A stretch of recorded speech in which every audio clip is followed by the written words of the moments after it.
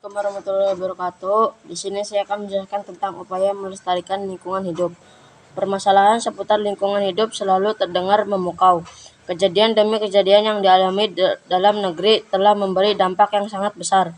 Tidak sedikit kerugian yang dialami, termasuk nyawa manusia. Namun hal yang perlu dipertanyakan, apakah pengalaman tersebut sudah cukup menyadarkan manusia untuk melihat kesalahan dalam dirinya?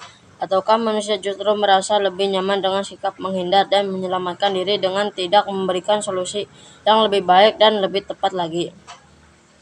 Banyak usaha yang seharusnya dilakukan oleh manusia dalam upaya pelestarian lingkungan hidup.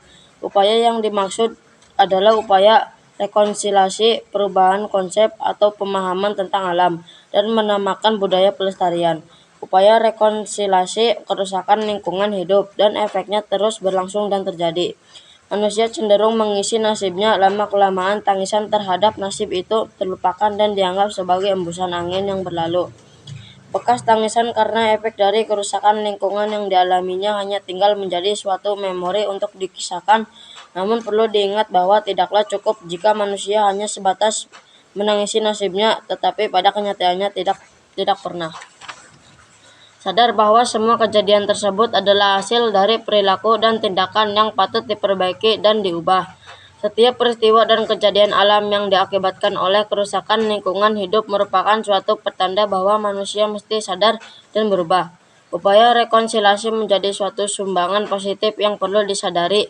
Tanpa sikap rekonsiliasi, kejadian-kejadian alam sebagai akibat kerusakan lingkungan hidup hanya akan menjadi langganan yang terus-menerus dialami. Lalu, usaha manusia untuk selalu menghindarkan diri dari akibat kerusakan lingkungan hidup tersebut hendaknya bukan dipahami sebagai suatu kenyamanan saja. Akan tetapi, justru kesempatan ini menjadi titik tolak untuk memulai suatu perubahan untuk dapat mencegah dan meminimasi efek yang lebih besar. Jadi sikap rekonsiliasi dari pihak manusia dapat memungkinkannya melakukan perubahan demi kenyamanan di tengah-tengah lingkungan hidup. Perubahan konsep atau pemahaman manusia tentang alam. Salah satu akar permasalahan seputar kerusakan lingkungan hidup adalah terjadi pergeseran pemahaman manusia tentang alam. Berbagai fakta kerusakan lingkungan hidup yang terjadi di tanah air adalah hasil dari suatu pergeseran pemahaman manusia tentang alam. Cara pandang tersebut melahirkan tindakan yang salah dan membahayakan. Misalnya, konsep tentang alam sebagai objek. Konsep ini memberi indikasi bahwa manusia cenderung untuk mempergunakan alam seenaknya.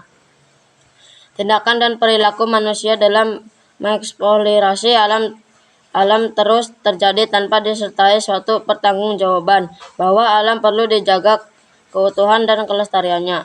Banyak bintang yang seharusnya dilindungi justru menjadi korban perburuan manusia yang tidak bertanggung jawab. Pembalakan liar yang terjadi pun tidak dapat dibendung lagi.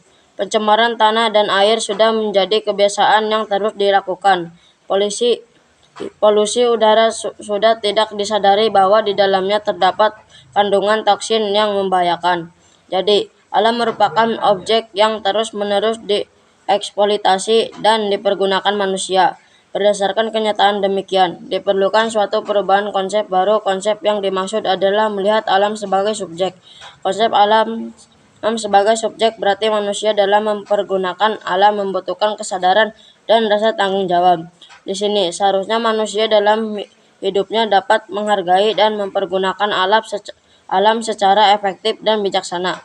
Misalnya, orang Papua memahami alam sebagai ibu yang memberi kehidupan. Artinya, alam dilihat sebagai ibu yang darinya manusia dapat memperoleh kehidupan. Karena itu tindakan merusak lingkungan secara tidak langsung telah merusak kehidupan itu sendiri. Sekian dari saya, mohon maaf jika ada kesalahan. Wassalamualaikum warahmatullahi wabarakatuh.